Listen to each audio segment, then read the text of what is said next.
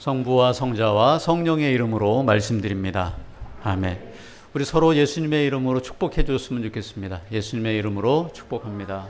네, 예수님의 이름으로 축복합니다. 축복합니다. 네. 이 뇌를, 사람의 뇌를 연구하는 뇌 과학자들이 이런 얘기를 했어요. 우리가 텔레비전을 보면요, 텔레비전 KBS에서 MBC로 넘어가기 전에 항상 뭐가 있어요? 네? 네, 광고, 홈쇼핑이 있어요. 홈쇼핑이 있습니다. 이 채널을 이렇게 갈 때마다 그 사이사이에 다 홈쇼핑이 있습니다. 근데 꼭 필요하지 않더라도 이 홈쇼핑을 보고 있으면 나중에 어떤 결과까지 있어요? 자기가 카드를 긁고 있어. 그죠? 어느샌가 벌써 이렇게 긁고 있습니다. 근데 이게 아주 자연스러운 거래요. 네. 하느님이 우리들 그 뇌에 그렇게 자연스럽게 심어 놓으신 부분이 있다는 겁니다. 하나님이 창조하실 때요, 특히 전두엽 쪽에는요, 욕구를 실현할, 내 욕구를 실현할 적절한 기준과 타이밍을 심어 놓으셨답니다. 그래서 내가 조금 더 많이 가지려고 하고, 그것을 위해서 계획하고 또 실행을 하게 되는데, 문제는 이게 조절이 안 되면 안 된다는 거죠. 조절이 가능해야 되는 겁니다. 에덴 동산에서요, 에덴 동산에서 뭐 하나만 하지 말라 그랬잖아요. 그죠? 선과 악을 알게 하는 그 나무의 열매만은 먹지 말아라. 근데 나머지는 다 뭐예요? 다 해라. 근데 우리는 어디에 관심이 있어요? 하지 말라고 했던 그 하나에 관심이 있죠. 근데 이것도 역시 뇌 구조를 연구하는 사람들은 이것이 지극히 당연한 거랍니다. 당연한 건데, 문제는 뭐냐? 성경에 보면 하느님과 똑같아질 수 있어. 이런 표현이 나오거든요. 그러니까 하느님과 동등하게 되기 위해서 이걸 하는 것이 죄라는 거죠. 판단하고 심판하는 건 하느님의 역할인데, 그 하느님의 역할까지도 내가 판단하고 내가 심판하려고 하는 게 문제라는 거예요. 그러니까 문제는 이것을 어떻게 조절하느냐. 욕망으로 가지 않게끔, 내 욕구를 욕망의 차원까지 가지 않게끔 하는 그 조절이 문제라고 하는 거죠. 평소에는 괜찮은데 운전대만 잡으면 돌변하는 사람들 있잖아요. 근데 이것도 사실은 이 뇌의 구조를 연구하는 사람들이 이것이 지극히 당연한 거랍니다. 사람에게는 분노할 수 있는 에너지가 있대요. 화를 너무 참지 마세요. 화병 들어요. 그러니까 화를 너무 참지 마시고 분노를 하긴 하시는데, 근데 뭐가 문제겠어요? 조절이 문제죠. 조절이 문제입니다. 일상에서 우리는 뇌의 신경회로가 어떤 선을 넘지 않도록 분노를 조절해야 됩니다. 지금 조절하고 계시죠? 지금도 다 조절하고 계신 거예요. 만약에 내가 아끼고 사랑하는 사람에게는 본능적으로 조절의 힘을 더욱더 쓰겠죠. 내가 사랑하거나 내가 좋아하는 사람한테 막 분노하고 막 화를 낸다. 그러면 뭐예요? 사랑하지 않는 거잖아요. 다른 사람, 그러니까 상대방이 어떤 잘못을 했다기보다는 그 사람이 내가 사랑하는 사람이냐 그렇지 않느냐, 이거에 따라서 분노의 강도가 달라질 거 아니겠습니까? 그러니까 어쨌든 문제는 이것을 어떻게 조절하느냐. 고린도전서 13장에 사랑은 언제나 어떻게 된다고요? 오래 참는다. 그러니까 뇌과학적으로 보면 고통, 분노 등 부정적인 정서들을 조절할 수 있는 원동력이 뭐라는 거예요? 사랑의 바탕을 두는 것, 그래서 인내하는 것, 거기에 조절의 열쇠가 있다는 거죠. 인내는 성령의 12가지 열매 중에 하나입니다. 그러니까 사람은요, 뇌에 의해서 행동을 하게 되잖아요. 근데 욕구대로, 욕망대로 따라가지 않으려면 스스로 물어봐야 되는 거예요. 내가 뇌를 따라가지 않고 뇌가 나를 따라오게 해야 되는 거죠. 욕망대로, 욕심대로 살지 않고 그 욕망을 조절해야 된다는 겁니다. 거기에 자유가 있다는 겁니다. 진정한 자유는 내가 하고 싶은 대로 다 하는 게 아니라, 분노 낼 거 다 하는 게 아니라 그것을 조절해야 되는 거죠.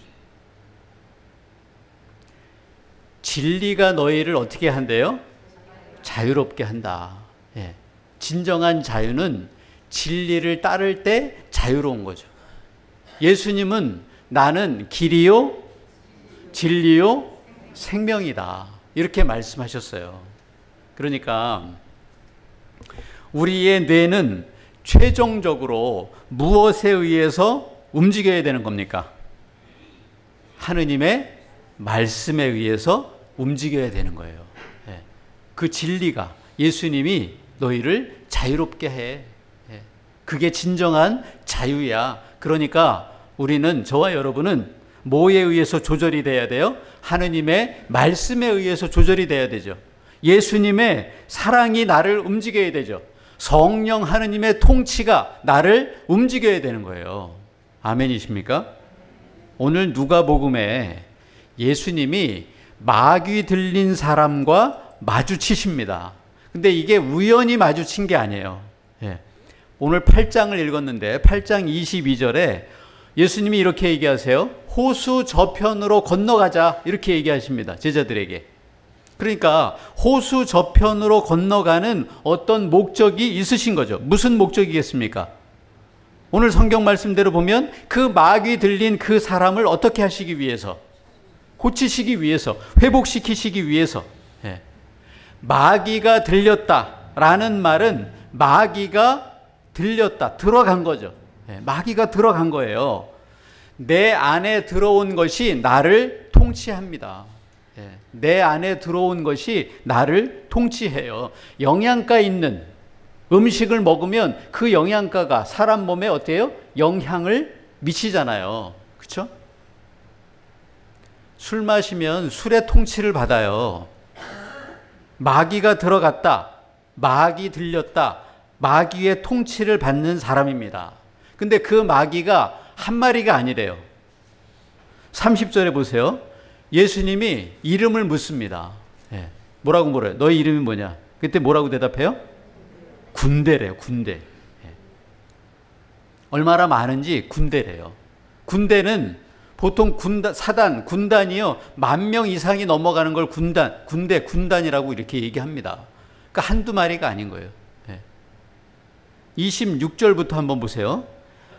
갈릴리 호수 건너편 게르게사라는 곳은, 거기 나오잖아요. 게르게사라는 곳은 그 당시 로마의 군대가 완전히 지배하고 있던 그런 곳이었습니다. 그러니까 로마로 대표되는 세상의 권력이 집중되어 있는 곳이에요. 세상의 통치가 이루어지고 있는 곳, 그곳이 바로 게르게사라고 하는 지역이었습니다. 근데 그 세상 한복판에서 예수님은 그 한 영혼, 마귀 들린 그 한 영혼, 마귀 들린 사람, 그 한 영혼을 위해서 그를 치유하시고, 그를 고치시고, 그를 회복시키시기 위해서 그를 찾아가신 거예요. 그 사람이 더 이상 누구의 통치를 받지 않도록, 마귀의 통치를 받지 말고 하느님의 통치를 받도록 하느님의 사람으로 만들기 위해서 호수를 건너가신 거예요. 여러분 생각해 보십시오. 그 마귀 들린 사람이 누구겠습니까? 누굴까요? 그 마귀 들린 사람이 누굴까요? 예? 뭐라고 대답하시는 거예요? 마귀 들린 사람처럼 얘기하지 말고, 마귀 들린 사람이 누굴까요? 나일까요? 나입니까? 맞습니까? 저는 오늘 이 부분이 대단히 중요한 것 같습니다. 그 마귀 들린 사람이 나입니까? 한두 마리도 아니고 군대라는 마귀가 들린 사람이 나였습니까? 맞습니까? 저는 맞다고 봅니다. 아, 그 사람이 나였구나. 그 마귀 들린 사람이 나였었지.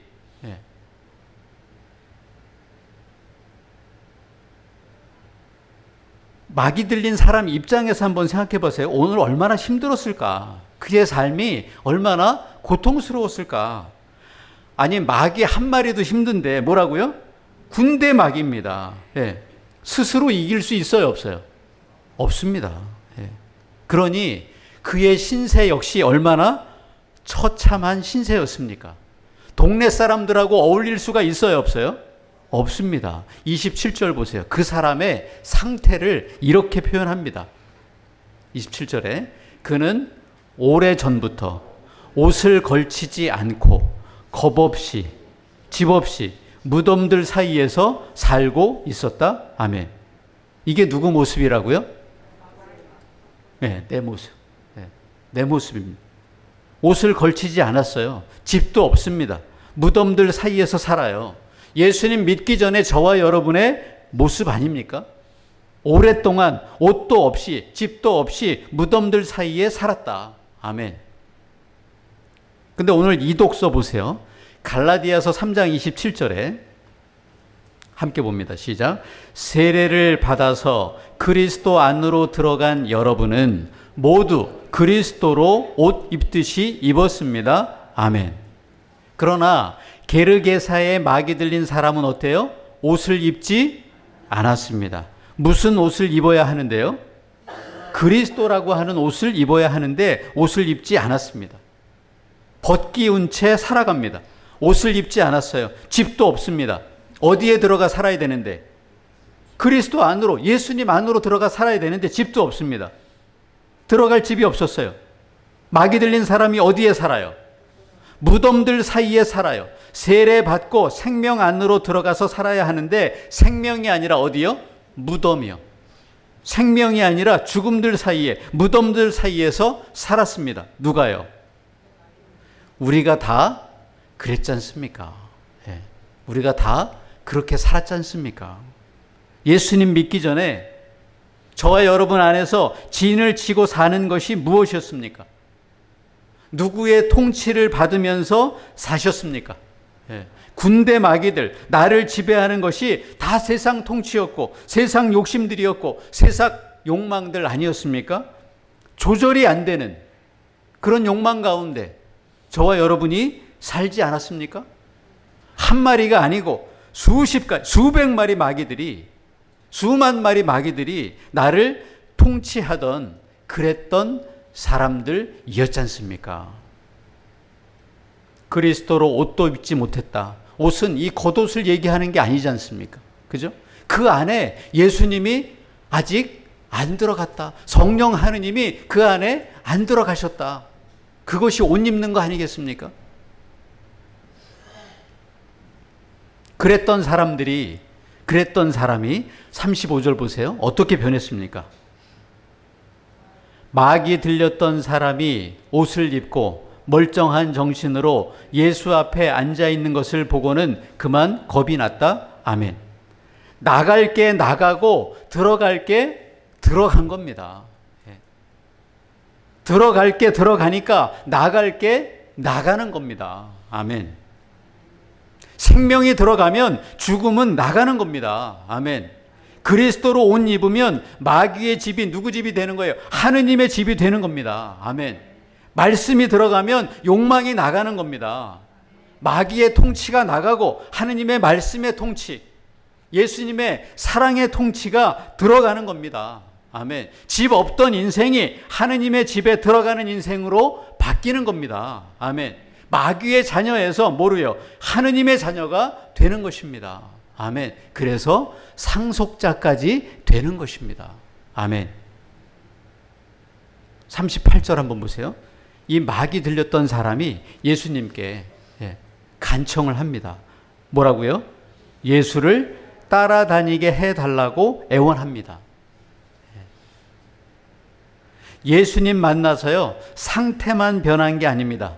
자기 삶의 내용까지도 어떻게 하려요? 삶의 내용까지도 바꾸려고 하고 있습니다. 자기도 누구 따라다니겠대요? 예수님 따라가겠습니다. 예수님 하시는 일을 제가 돕겠습니다. 예수님 따라가겠습니다. 삶의 내용까지도 이렇게 바꾸고자 이 사람은 고백하고 있습니다. 그런데 예수님께서 허락하십니까? 허락하지 않으십니다. 그러니까 이 사람 입장에서 한번 생각해 보세요. 오랫동안 마을 사람들과 떨어져 있었어요. 마귀 들린 사람으로 살았으니까 온 동네 사람들이 다 그 사람한테 다 그렇게 얘기했을 거 아니겠습니까? 동네에 들어가고 싶어요? 안 들어가고 싶어요? 안 들어가고 싶습니다. 예. 사람들 안 보고 싶어요. 내 과거를 아는 사람들 만나고 싶지가 않습니다. 예. 자신의 과거를 모르는 사람들과 살고 싶었을 것 아니겠습니까? 근데 예수님께서 이것을 허락하지 않으신다. 그러면서 그에게 어떤 사명을 주십니까? 39절에 한번 같이 보겠습니다. 집으로 돌아가서 시작. 집으로 돌아가서 하느님께서 너에게 베풀어 주신 모든 일을 이야기하여라 하고 이르셨다. 그는 물러가 예수께서 자기에게 해 주신 일을 온 동네에 널리 알렸다. 아멘. 이 사람이 예수님을 따라가고 싶었지만 예수님은 그에게 너의 삶의 자리로 다시 돌아가라. 너의 회복된 모습을 가지고 네가 살던 그 사람들에게로, 가족들에게로, 네 이웃들에게로 다시 돌아가라. 과거의 상처가, 과거의 아픔이 오히려 봐라. 그것들이 모두 이렇게 하느님의 은혜로 바뀌었다. 예, 이것을 너의 삶의 자리로 돌아가서 너의 가족들에게, 너의 이웃들에게 선포하면서 이 은혜를 선포하면서 살아라. 이게 예수님이 주시는 새로운 사명입니다. 새로 거듭난 자에게 주시는 예수님의 새로운 사명입니다.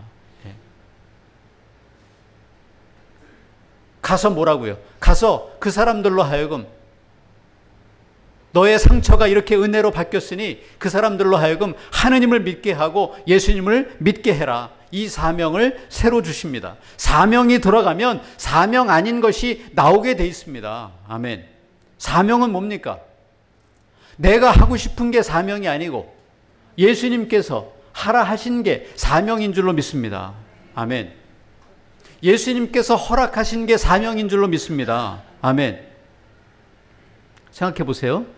마귀의 통치를 받던, 그래서 동네 사람들과 격리되어서 아무 관계도 없이 옷도 입지 못하고 집도 없이 무덤들 사이에서 사는 인생이 예수님 만나서 새로 주신 사명을 따라서 삽니다. 마귀 통치에서 벗어나서 예수님의 통치, 예수님의 말씀에 순종하며 사는 인생으로 거듭납니다.